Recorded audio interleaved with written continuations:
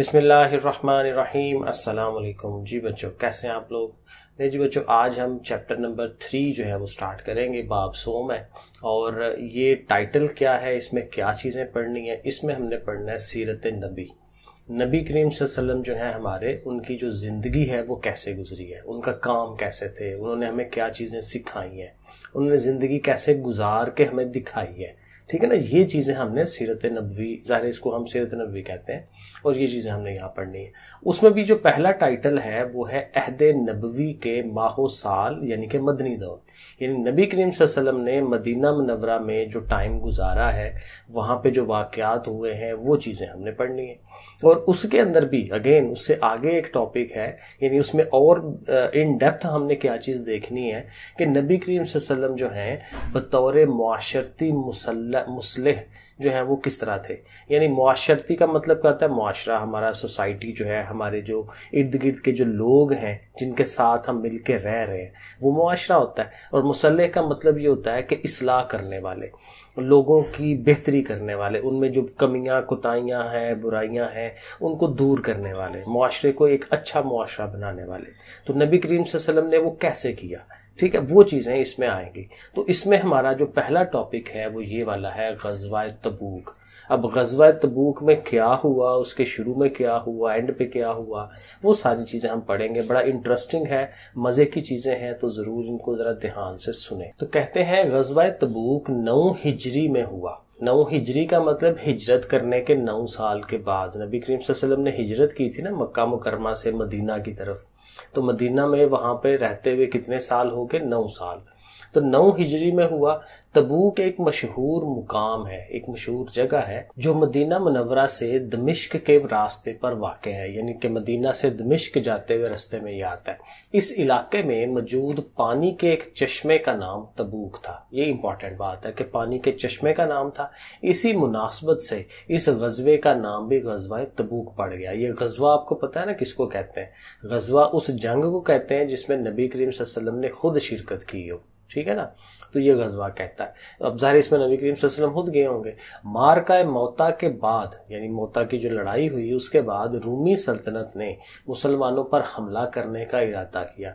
तो ज़ाहिर रूम वालों के खिलाफ ये लड़ाई लड़ी होगी, तो उन्होंने इरादा किया कि मुसलमानों पे हमला करते हैं। गस्सानी कबाइल जो शाम में रूमियों के ज़ेरे असर थे, रूमियों के अंडर थे वो लोग, और मसीही मजहब से ताल्लुक़ रखते थे, क्रिश्चियन थे, उनको कैसरे रूम हरकल, कैसरे रूम वही उनका जो बादशाह है, हरकल उसका नाम था, उसने इस लड़ाई के लिए उबारा कि तुम लोग लड़ो जाके इस चीज में। तो शाम के ताजरों ने मदीना मुनव्वरा में आकर ये खबर दे दी कि रूमियों ने शाम में मुसलमानों के मुकाबले के लिए एक बहुत बड़ा लश्कर तैयार किया है जिसको हरकल की हमायत हासिल है। तो नबी करीम सल्लल्लाहु अलैहि वसल्लम को जब इसकी इत्तला मिली तो आप सल्लल्लाहु अलैहि वसल्लम ने रूमियों से जंग की तैयारी का हुक्म दिया। ये सख्त तंगी, कहत साली और शदीद गर्मी के दिन थे। अब ये बताया जा रहा है कि वो दिन किस तरह के थे। सख्त तंगी थी यानी कि गरीबी थी, ठीक है, चीज़ें कम थी पास। कहत साली थी, खाने पीने की चीज़ें बहुत ही कम थी, और शदीद गर्मी के दिन थे, और फलों के पकने का मौसम था। अब जाहिर है गरीबी हो, गुर्बत हो, खाने पीने के लिए कुछ ना हो, और ऊपर से आपका वो टाइम आ रहा हो जब आपको फसल मिलने वाली है, ठीक है। फल उस टाइम फल उनके पास ज़्यादा होते थे। वहाँ कौन सी खेती बाड़ी होती थी, ठीक है, कि वो गंदम उगरी या चावल उगरे। हमारे यहाँ पे तो ये होता है। तो वहाँ तो वो फल जो है वो पकाते थे, और फिर वो जो खजूरें जो है वो खजूरें फलों में ही आता है। फलों के पकने का मौसम था जिसकी वजह से घरों से निकलना बहुत दुश्वार था, बहुत मुश्किल था। इन तमाम नासाजगार हालात के बावजूद, यानी इन तमाम ये जो खराब हालात हैं उनके बावजूद, जब नबी करीम सल्लल्लाहु अलैहि वसल्लम ने ग़ज़वा तबूक का ऐलान फरमाया तो सहाबा इकराम रज़ियल्लाहु तआला अन्हुम ने बड़े जोश व खरोश से तैयारी शुरू की। ज़ाहिर है उन लोगों का ईमान बहुत हाई लेवल पे था। हमें कहा जाता तो हम तो मुश्किल में पड़ जाते, लेकिन ये सारी मुश्किलात के बावजूद भी जब उनको कहा गया कि आप तैयारी करो तो वो पूरे जोश व खरोश से उन्होंने तैयारी शुरू कर दी। आप सल्लल्लाहु अलैहि वसल्लम ने इस मुहिम में, यानी इस काम के अंदर हर उस शख्स की शिरकत लाजमी करार दी जो सेहतमंद हो और उसके पास सवारी का जानवर मौजूद हो। यानी कि एक तो सेहत हो उसको, और साथ वो जाने के लिए कोई चीज़ होनी चाहिए। आजकल तो मोटरसाइकिलें हैं, कारें हैं, लेकिन उस टाइम जो है वो सवारी का जानवर या ऊँट होता था या घोड़ा गधा होता था।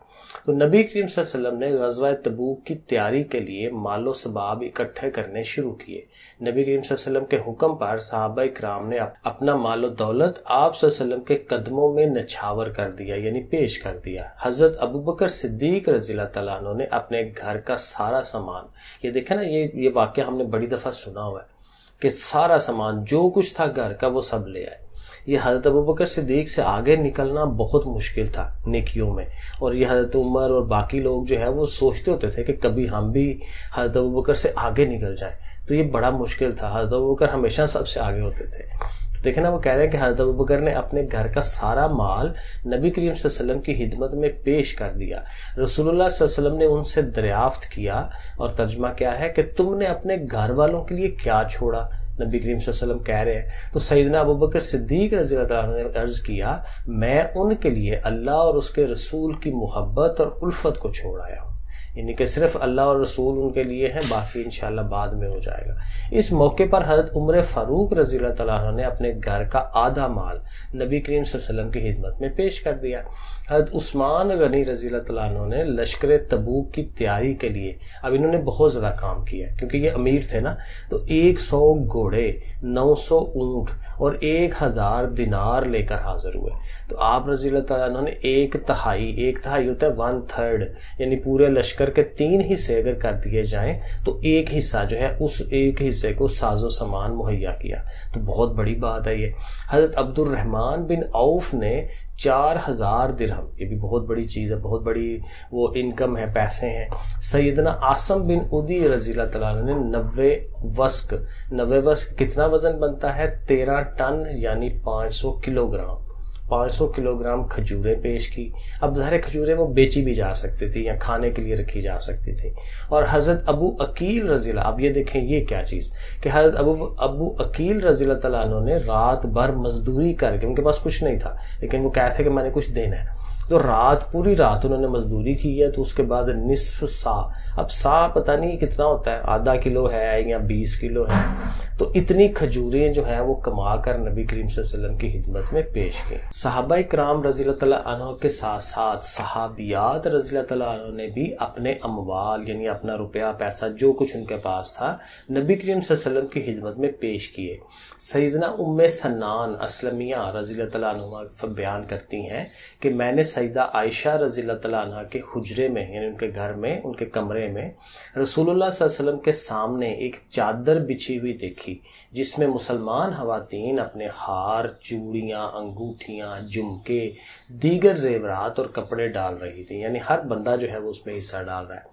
نبی کریم صلی اللہ علیہ وسلم نے غزوہ تبوک کے موقع پر حضرت علی رضی اللہ تعالیٰ عنہ کو مدینہ منورہ میں اہل بیت کی حفاظت، گھریلو اور دیگر امور کی انجام دہی پر مامور فرمایا۔ اب ظاہر ہر بندے کی ڈیوٹیاں لگ رہی ہیں نا، آپ نے یہ کرنا ہے، آپ نے یہ کرنا ہے۔ حالانکہ حضرت علی جو ہیں بڑا اچھا لڑنے والے تھے، لیکن نبی کریم صلی اللہ علیہ وسلم نے کہا کہ آپ پیچھے رہیں اور لوگوں کا دھیان رکھیں۔ نبی کریم صلی اللہ علیہ وسلم نے سواریوں کی کمی کی وجہ سے بعض صحابہ کرام کو مدینہ منورہ میں ہی ٹھہرنے کا حکم دیا۔ اب وہ لوگ جانا چاہ رہے تھے بیچارے، لیکن چیزیں نہیں تھی پاس، ٹھیک ہے، سواریاں ہی نہیں تھی، سواریاں کم تھی، تو ان کو کہا کہ آپ پیچھے ہی رہے۔ لیکن ظاہر ہے جہاد پہ جانے کا تو شوق اور اس کا جو ثواب ہے وہی بہت زیادہ ہوتا تھا، تو لوگ لینا چاہ رہے تھے وہ ثواب۔ تو ان صحابہ کرام کے خلوص جذبہ ایمانی اور جہاد کے شوق کی وجہ سے ان کی آنکھوں سے آنسو نکل پڑے، ظاہر ہے وہ جانا چاہ رہے تھے۔ آگے غزوہ تبوک کے سفر کی تیاری زور و شور سے جاری تھی۔ زیادہ سفر، یعنی کہ سفر کے دوران جو چیزیں ہمارے پاس ہونی چاہیے، کھانا پینا، باقی چیزیں، اور سواریوں کا بندوبست کیا جا رہا تھا، لیکن منافقین کا ٹولہ، اب منافق بھی بیچ میں موجود تھے۔ منافق ان کو کہتے ہیں جو اوپر سے مسلمان تھے، مسلمانوں کے ساتھ تھے، لیکن اندر سے جو ہے مسلمانوں کے خلاف تھے، الٹا ہی کام کرتے تھے، ہر چیز میں اگینسٹ جاتے تھے، الٹ جاتے تھے، تو وہ منافق بھی موجود تھے۔ لیکن منافقین کا ٹولہ طرح طرح کی سازشوں میں مصروف تھا۔ منافقین کے لیڈر جد بن قیس اور عبداللہ بن ابی کا تو نام بڑا مشہور ہے۔ منافقین کا سب سے بڑا سردار ہی اس کو کہا جاتا تھا۔ تو عبداللہ بن ابی جہاد کے لیے نکلنے پر قطعی راضی نہ تھے۔ وہ اپنی جماعت سمیت، یعنی اپنے جیسے جو لوگ ہیں ان سمیت مسلمانوں کے حوصلے پست کرنے اور رومیوں سے خوف زدہ کرنے میں مشغول تھے کہ ہم بھی نہیں جائیں گے تو دوسرے لوگ بھی نہ جائیں۔ وہی نا الٹی طرف جا رہے ہیں کہ نبی کریم صلی اللہ علیہ وسلم کہہ رہے ہیں کہ جانا ہے تیاری کرو، اور یہ جو ہے مسلمانوں کو خلاف کر رہے ہیں۔ تو جب نبی کریم صلی اللہ علیہ وسلم اسلامی لشکر لے کر تبوک کی طرف روانہ ہوئے تو منافقین کا سردار یعنی وہی عبداللہ بن ابی سنیت الوداع کے پاس، یہ جگہ کا نام ہوگا، اس کے پاس زباب نامی مقام پر اپنے ساتھیوں سمیت یہ کہہ کر واپس لوٹ گیا کہ اتنے گرم موسم میں، اب وہی نا حالات کا وہ بتا رہا جی اتنا گرم موسم ہے، حالات کی تنگی کے باوجود مسلمان رومیوں سے جنگ لڑنے جا رہے ہیں، رومی بہت طاقتور ہے، ان کا مقابلہ کرنا کسی کے بس میں نہیں، یہ ساری باتیں وہ کہہ رہے ہیں۔ اسی طرح اللہ تعالیٰ نے مسلمانوں، اب یہ وہ اس نے بات کہہ دی تو اس طرح وہ واپس چلا گیا پھر، تو اس طرح اللہ تعالیٰ نے مسلمانوں کے سامنے منافقین کی حالت جو ہے وہ عیاں کر دی، یعنی کہ شو کرا دی، دکھا دی، اور وہ بے نقاب ہو گئے۔ نبی کریم صلی اللہ علیہ وسلم کی قیادت میں 30,000 صحابہ اکرام کا لشکر، اب یہ 30,000 کا فگر جو ہے یہ ذہن میں ہونا چاہیے، تو 30,000 کا لشکر شام کی طرف روانہ ہوا۔ سفر کے دوران مسلمانوں کو 3 طرح کی مشکلات کا سامنا تھا، یہ بھی پوائنٹ ذہن میں ہونا چاہیے کہ 3 طرح کی مشکلات تھیں۔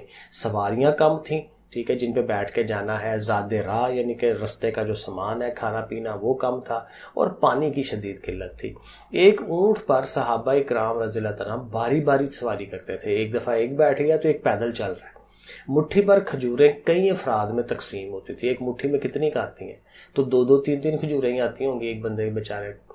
مسلمانوں نے 805 کلومیٹر، 805 جو ہے یہ سیالکوٹ سے سمجھ لیں کراچی تک کا سفر، تو بہت لمبا یہ سفر ہے سیالکوٹ سے کراچی۔ مسلمانوں نے 805 کلومیٹر کا یہ فاصلہ انتہائی استقامت، صبر و تحمل اور جواں مردی سے طے کیا، یعنی حوصلے کے ساتھ۔ سامان کی کمی اور سفر کی تکلیف کی وجہ سے اسے جیش الاسرہ کیا ہے؟ تنگی کا لشکر بھی کہا جاتا ہے، کہ ایسا لشکر ہے جو بڑی تنگی میں ہے اور وہ جا رہا ہے۔ مسلمانوں کی جرأت مندانہ پیش قدمی کو دیکھتے ہوئے کہ مسلمان حیران ہو رہے ہیں کہ مسلمان اتنی دور سے جو ہیں وہ آ گئے ہیں، چیزیں اتنی نہیں ہیں لیکن پھر بھی اتنی حوصلے کے ساتھ اتنا فاصلہ وہ طے کرتے ہوئے پہنچ گئے ہیں۔ تو اس پیش قدمی کو دیکھتے ہوئے، یعنی کہ آگے وہ پہلے قدم انہوں نے اٹھایا پیش قدمی، رومی فوج اسلامی لشکر کے مقابلے کی ہمت نہ کر سکی۔ اس غزوہ میں اب وہ لڑائی نہیں ہوئی، اس غزوہ میں مسلمانوں کو بغیر لڑائی کے فتح حاصل ہوئی۔ جب وہ ظاہر اگلا مقابلے کے لیے نہیں نکل رہا تو پھر جو آ رہا ہے لڑائی کے لیے وہ تو ہاں جیت گیا۔ تو نبی کریم صلی اللہ علیہ وسلم صحابہ اکرام کے ساتھ تبوک کے مقام پر 20 دن قیام فرمانے کے بعد، یعنی 20 دن وہاں رکے ہیں، تو مدینہ منورہ واپس لوٹ آئے۔ مدینہ منورہ واپسی پر عورتوں اور بچوں نے نبی کریم صلی اللہ علیہ وسلم کا والہانہ استقبال کیا، کیونکہ اتنا بڑا جو ایک واقعہ ہے یہ کبھی مسلمانوں میں نہیں تھا ہوا کہ اتنی دور تک جایا جائے، لیکن گئے ہیں اور واپس آئے ہیں، ٹھیک ہے، فتح حاصل کر کے واپس آئے ہیں، تو یہ ایک بہت بڑی خوشی کا موقع تھا۔ غزوہ تبوک میں سیدنا کعب بن مالک، حلال بن امیہ اور مرارہ بن ربیع رضی اللہ تعالیٰ عنہ بغیر کسی معقول وجہ کے، کوئی بڑی وجہ کے، غزوہ تبوک میں شرکت کرنے سے رہ گئے تھے۔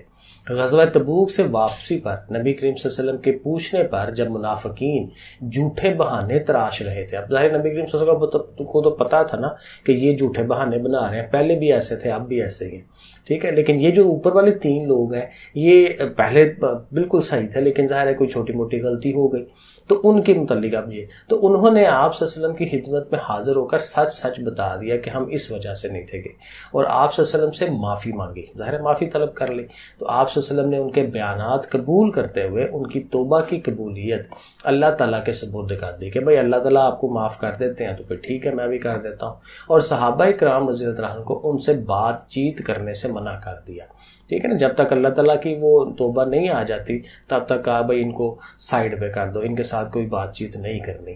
اس معاشرتی وہی سوسائٹی اور مقاطع کے قطع تعلقی کر دینا، چھوڑ دینا، اس کو 50 دن گزر گئے، تو وہ بےچارے اب ظاہر ہے ان کے دلوں پہ کیا بیت رہی ہوگی، لیکن ظاہر ہے سزا مل رہی ہے نا کہ وہ تھوڑا سا کام جو ہے وہ غلط ہو گیا، تو اللہ تعالیٰ جو ہے وہ پھر ان کو جانچ رہے ہیں، ان کے ایمان کو جانچ رہے ہیں۔ جو ان کی زندگی کے مشکل ترین دن تھے، اللہ تعالیٰ نے نبی کریم صلی اللہ علیہ وسلم کی طرف وحی نازل فرمائی اور ان کی توبہ قبول فرما لی 50 دن کے بعد۔ صحابہ کرام حضرت کعب رضی اللہ تعالیٰ عنہ کو مبارکباد دے رہے تھے اور کہہ رہے تھے کہ مبارک ہو، اللہ تعالیٰ نے تمہاری توبہ قبول فرما لی اور تمہیں معاف فرما دیا۔ حضرت کعب بن مالک رضی اللہ تعالیٰ عنہ مسجد نبوی صلی اللہ علیہ وسلم میں نبی کریم صلی اللہ علیہ وسلم کی خدمت میں حاضر ہوئے۔ آپ صلی اللہ علیہ وسلم کا چہرہ مبارک خوشی سے چمک اٹھا، یعنی ان کے آنے پر۔ تو ظاہر ایک مسلمان واپس آ رہا ہے تو ان کے لیے بڑی ایک اچھی بات تھی۔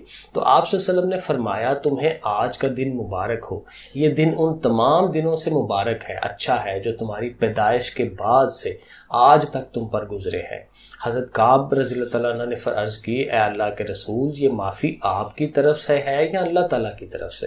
تو آپ صلی اللہ علیہ وسلم نے فرمایا یہ معافی اللہ کی طرف سے ہے، اور ظاہر جب اللہ معاف کرتے تو پھر تو ہر چیز ختم صحیح ہو گئی نا۔ تو حضرت کعب رضی اللہ تعالیٰ نے عرض کیا، اے اللہ کے رسول، چونکہ اللہ تعالیٰ نے مجھے سچ بولنے کی وجہ سے نجات عطا کی ہے، اس لیے میں یہ عہد کرتا ہوں، یعنی وعدہ کرتا ہوں کہ جب تک زندہ رہوں گا ہمیشہ سچ بات ہی کہوں گا۔ اللہ تعالیٰ نے مجھے سچ بولنے کی وجہ سے کس قدر حسین انداز میں نوازا ہے۔ چلیں جی ایکسرسائز کرتے ہیں۔ اس میں پہلے MCQs ہیں۔ پہلا MCQ کیا ہے؟ مدینہ منورہ سے دمشق کے راستے پر واقع تبوک کس جگہ کا یا چیز کا نام ہے؟ تو یہ چشمے کا نام تھا، اوپر ہم نے پڑھا ہے۔ غزوہ تبوک کے موقع پر حضرت ابوبکر صدیق نے نبی کریم صلی اللہ علیہ وسلم کی خدمت میں کتنا یا کیا چیز پیش کی؟ تو وہ ظاہر گھر کا سارا سامان تھا۔ اور غزوہ تبوک کے موقع پر حضرت علی کو ذمہ داری کون سی سونپی گئی؟ اہل بیت کی حفاظت کرنے کی۔ یہ جیم والا آنسر صحیح ہے۔ غزوہ تبوک کے موقع پر مسلمانوں کے پاس کیا تھا؟ زاد راہ کی شدید قلت تھی، چیزیں کم تھیں ان کے پاس۔ غزوہ تبوک کے موقع پر حضرت کعب بن مالک کی توبہ قبول ہوئی، کس وجہ سے؟ سچ بولنے کی وجہ سے۔ تو یہ ہمارے MCQs ہیں۔ اب یہ آپ کے سامنے یہ مختصر سوالات ہیں اور یہ لانگ والا بھی ایک سوال ہے، تو ان کے آنسر ذرا دیکھتے ہیں۔ پہلا کوشچن ہے، اہل مدینہ کو رومیوں کی جنگی تیاری کے بارے میں کس نے آگاہ کیا؟ تو یہ دیکھیں اوپر لکھا ہوا ہے کہ خبر مسلمانوں کو کس نے پہنچائی؟ تو شام کے تاجروں نے، یہاں سے آپ نے کرنا ہے، شام کے تاجروں نے مدینہ منورہ میں یہ خبر دے دی کہ رومیوں نے شام میں مسلمانوں کے مقابلے کے لیے ایک بہت بڑا لشکر تیار کیا ہے جس کو ہرقل کی حمایت حاصل ہے۔ تو یہ جو ہے یہ ڈیڈ لائن یہ آپ نے کوشچن نمبر 1 کے لیے تیار کرنی ہے۔ کوشچن نمبر 2 کیا ہے؟ نبی کریم صلی اللہ علیہ وسلم کو کن لوگوں نے جنگ میں شرکت لازمی قرار دی؟ نبی کریم صلی اللہ علیہ وسلم نے کہا کہ بھئی یہ لوگ تو لازمی آئے نا، تو یہ یہاں سے ہے کہ آپ صلی اللہ علیہ وسلم نے اس مہم میں ہر اس شخص کی شرکت لازمی قرار دی جو صحت مند ہو اور اس کے پاس سواری کا جانور موجود ہو۔ تو یہ کوشچن نمبر 2 ہو گیا۔ کوشچن نمبر 3 کیا ہے؟ غزوہ تبوک کے موقع پر حضرت عثمان نے کتنا سامان نبی کریم صلی اللہ علیہ وسلم میں خدمت میں حاضر کیا؟ تو یہ یہاں سے آ جائے گا کہ حضرت عثمان رضی اللہ عنہ لشکر تبوک کی تیاری کے لیے 100 گھوڑے، 900 اونٹ، 1000 دینار لے کر حاضر ہوئے، اور آپ رضی اللہ عنہ نے 1/3 لشکر کو ساز و سامان مہیا کیا۔ کوشچن نمبر 4 ہے، غزوہ تبوک کے موقع پر خواتین نے کس طرح اسلامی لشکر کی تیاری میں مدد کی؟ تو یہ جو خواتین والا جو ایک پیراگراف ہے 3-3.5 لائنوں کا، یہ پھر سارا ہی لکھ لیں، ٹھیک ہے، ورنہ پھر ظاہر ہے یہ سارے لکھ لیں، اوکے ہے، کیونکہ اس میں چیزیں چھوڑی نہیں جا سکتی۔ تو یہ 3-4 جو 3.5 لائنیں بنتی ہیں یہ سارا لکھ لیں، ٹھیک ہے نا۔ یہ کوشچن نمبر 4 اور 5 یہ ہے کہ غزوہ تبوک کے موقع پر منافقین نے کیا کردار ادا کیا؟ تو یہ منافقین کے لیے یہ والا غزوہ تبوک کے سفر کی تیاری، ٹھیک ہے، تو یہاں تک تو یہ 2.5 لائنوں کے اندر منافقین کا کام بھی نظر آ جاتا ہے۔ اور ایک لانگ ہے کہ غزوہ تبوک پر نوٹ لکھیں۔ اب ایک جنرل نوٹ ہے، تو جنرل نوٹ میں آپ کو تھوڑا آئیڈیا دے دیتا ہوں کہ کہاں کہاں سے آپ نے لینا ہے کام۔ ایک تو یہ جو شروع والا پہلا پیراگراف ہے نا، یہاں سے لے کے یہاں تک والا، یہ پہلے پیراگراف کو ضرور ریڈی کریں کیونکہ اس میں بیک گراؤنڈ ہوتی ہے، ساری چیزیں ہوتی ہیں، یہ ضرور ہونی چاہیے۔ اس کے بعد تیاری والا جو کام ہے نا وہ وہاں پہ شروع ہو جائے، یہاں سے، اس جگہ سے نبی کریم صلی اللہ علیہ وسلم نے غزوہ تبوک کی تیاری کے لیے، ٹھیک ہے، اور یہاں سے آتے ہوئے نا اب وہاں تک آئیں جہاں تک یہ حضرت عثمان کا سوال ہم نے ریڈی کیا ہے، یہاں تک، ٹھیک ہے، یہ آپ کو نظر آ رہا ہے، ٹھیک ہے، یہاں تک کر لیں، کافی ہے۔